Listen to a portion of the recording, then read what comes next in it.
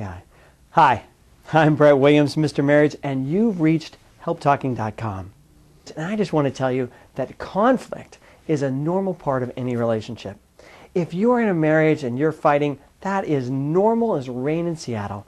Why? Because you're two different people. You're going to have two different thoughts, two different experiences, two different needs, two different everything, because you're different, and that's okay.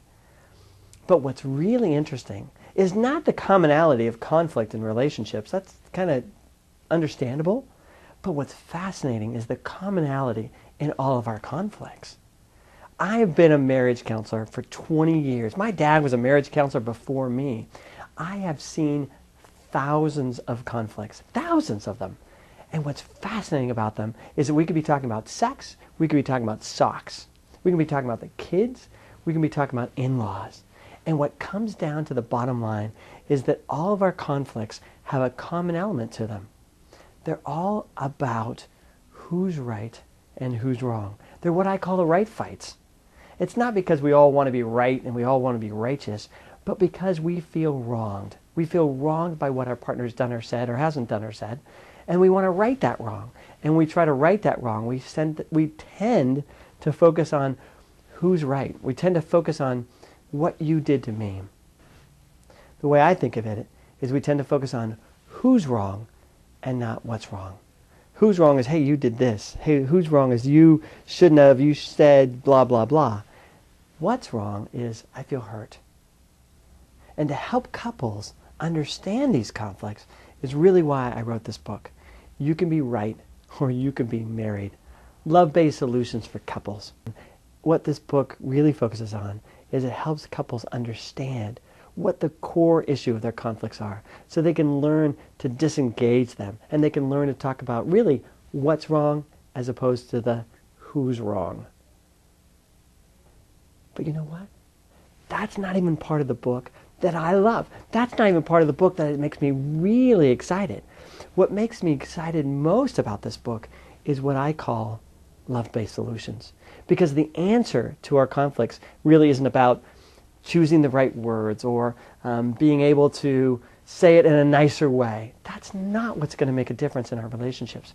What's going to make a difference in our communication, what's going to make a difference in our relationships, and what makes me passionate and excited is understanding love.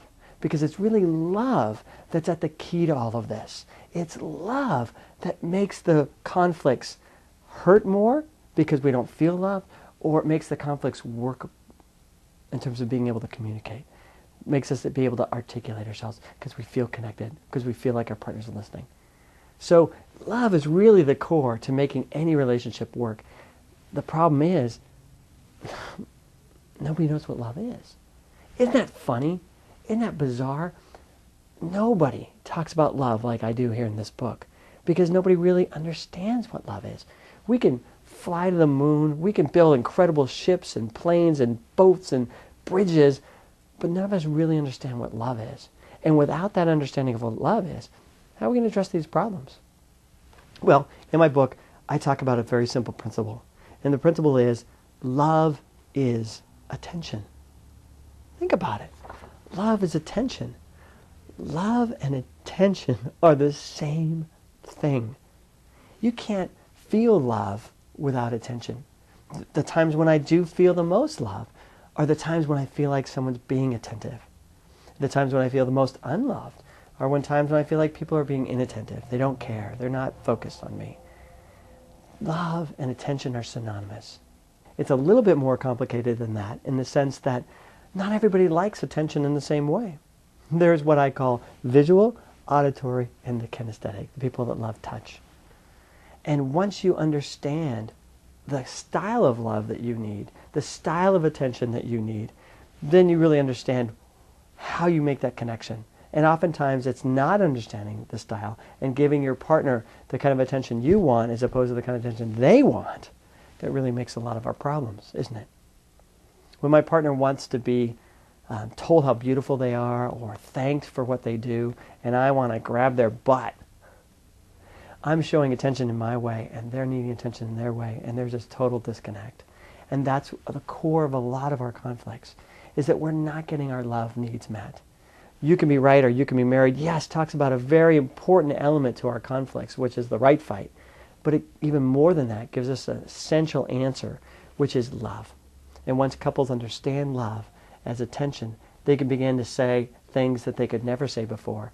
And the conversations create a connection, which is what I believe should always happen. When couples have conflicts and they share from their heart and they share their pain, they share their upset, that conflict should bring them together, make a bond between them, make a closeness between them. That's really what conversations are all about. And that's the way conversations should always work. But it can't work that way without first understanding love. So here's my suggestion. Go to Amazon, go to helptalking.com, get a copy of You Can Be Right or You Can Be Married, and begin to learn today how to talk about what's wrong as opposed to who's wrong. This again is Brett Williams, Mr. Marriage, on helptalking.com. Thanks. Take care.